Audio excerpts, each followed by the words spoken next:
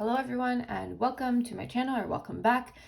We are doing a video based off of the current credit cards that I've just opened up, or I'll be opening up shortly for the spring summer season. There's some promotions coming out. There's some cards I've held before, some cards I've never held before, and I'm going to go over why I'm opening up these cards. If you saw my last video, I got the Amex Platinum, started writing it down already, and I'm going to be going over a high-level look at the welcome bonus that you get with them, the perks, and why personally I'm opening up these 4 cards. If you want to, you can comment, like, and subscribe. If you don't, that's cool. I do videos on finance, but the bread and butter really is credit card churning. It's quite lucrative, for me at least. Hopefully it's lucrative for you as well, so we're going to be getting into that a little bit. So I quickly started this video and then I got tongue-tied. So as you can see, I started writing about the Amex Platinum, which was my first card. I got it just about a week ago, and it does have a very, very hefty $700 annual fee, highest in Canada. But with the sign-up bonus and a few other perks, you still come out ahead, at least when you take into consideration that welcome bonus. So the Amex Platinum has a $700 annual fee. You get 90,000 points. 90,000 points. If you spend $6,000 in 3 months. So the 90,000 points, like I said in my last video, you can convert it to Aeroplan. You can also convert it to Avion, as George mentioned, or you can use it for a statement credit, which is personally how I like to use it. I like to put it against the cost of my travels and my Airbnbs. Lots of different options. That's one of the great benefits of American Express. So that's a $900 credit that you're able to get. And then for the first 6 months, you get 10 points for every dollar spent on travel purchases, up to a maximum of 20,000 points. So this, you have 6 months and it's 10 times the points for travel. And I've already maxed out that section right here. After I got the card, I booked some Airbnbs and I got the full 20,000. So you do get 20,000 points for Airbnb, just as an FYI.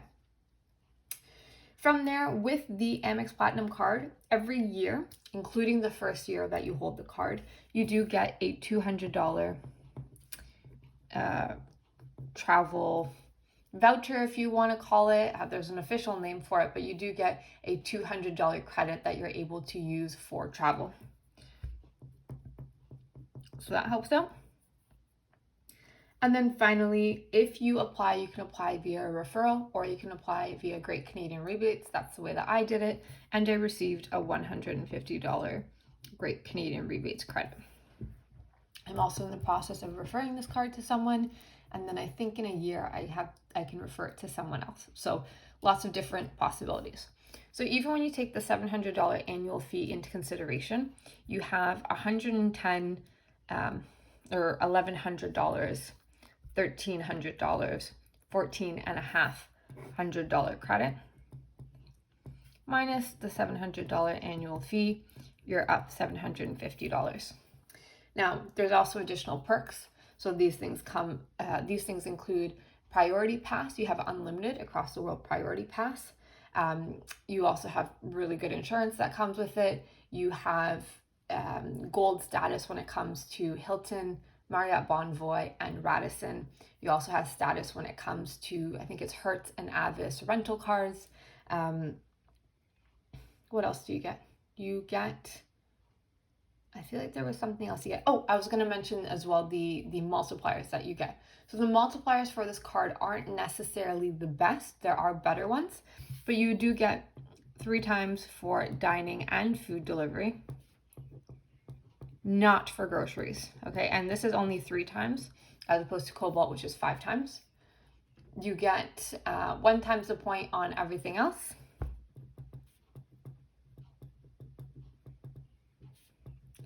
And then 2 times on travel.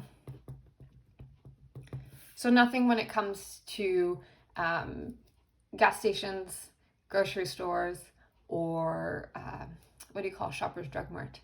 A pharmacy, essentially. So something to keep in mind. But that is the first card that I got. Some really good benefits to it. From there, the second card I got, I don't know if this was the smartest card for me to get, but it was the HSBC World Elite. And I got this specifically because it's one of the very few cards that has no foreign exchange fee to it. So I was kind of humming and hawing for a little bit in regards to this card. But one of the big benefits is you get no foreign exchange whatsoever. You do get a 20K welcome bonus, and that's equivalent to $100. Every year you hold the card, you also get a $100 travel enhancement credit. And this can be used for things like lounge access. You can also use it to pick your seats and upgrade your seats as well, or checking bags, for example. If you charge it to the card, you'll be able to use $100 for it. It is first year free, which we like. Most cards are, obviously not the $700 one. First year free. The minimum spend is a little bit higher, but you do have a little bit more time. So you get 40,000 points if you spend 6K in 6 months. And then in the case that you hold the card for the full year, you do get a 20K anniversary.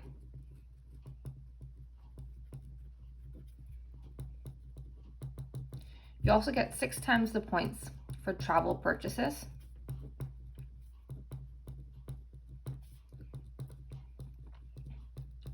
And then really the last thing that took me over the edge is you do get, if you use Rakuten, you do get a $150 credit. So all in all, not the greatest offer, okay? But no FX fee, which that's really, I was looking for a no FX card. Scotia has a lot of them too, but I do have some already, so I decided to kind of diversify a little bit. I don't know if this was the smartest idea, but you know, with churning, sometimes you make mistakes and then you don't make them again the next time, hopefully. But that's the one that I picked up for that. I do have quite a bit of travel coming up, so I wanted a card that can give me that benefit. For the record, I do already have a Scotia card, so I can use my existing card for no FX, but you might as well use it for a card where you can hit the minimum spend, right? I think we can agree with that. From there, the TD first class travel.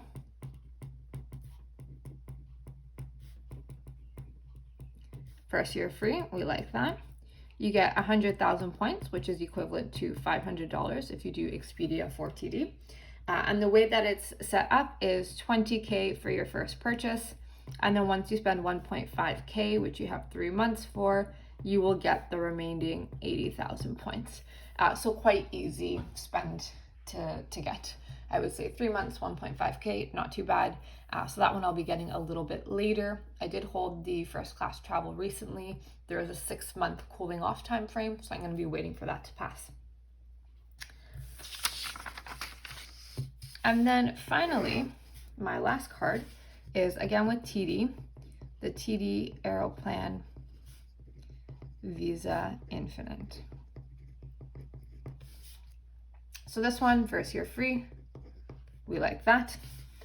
First purchase, you get 10,000 points. Okay. You have 90 days to hit the minimum spend, which is another 1.5 thousand, so pretty similar to the first class travel as well. And then you'll get another 20,000 points. And then you have the full 12 months to get the additional bonus, which is another 20,000 points, if you spend 7.5K.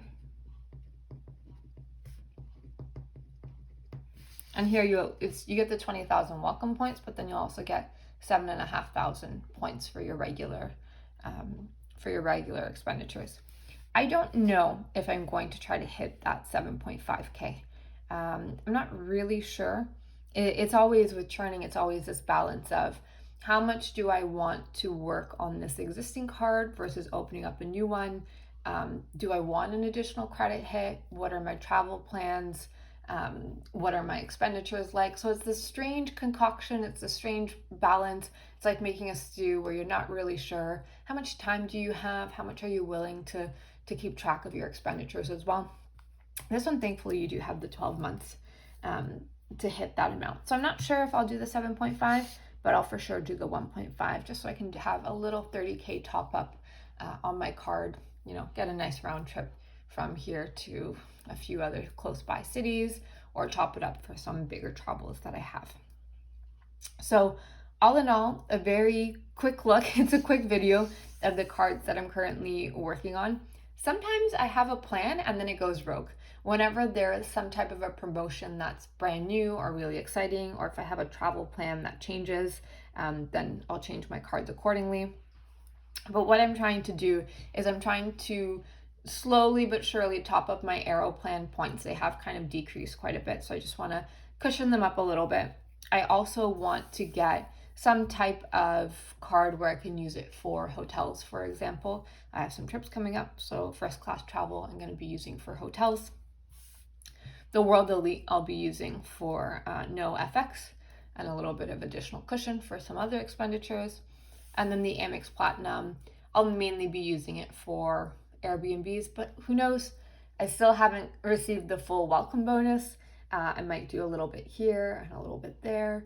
I think with churning, what you really need to be good with churning is number one, planning things, but in the same breath, also being able to be on your toes and be a little bit more spontaneous and change your plan a bit depending on the offers. So quick video, quick look at what I'm currently opening up right now.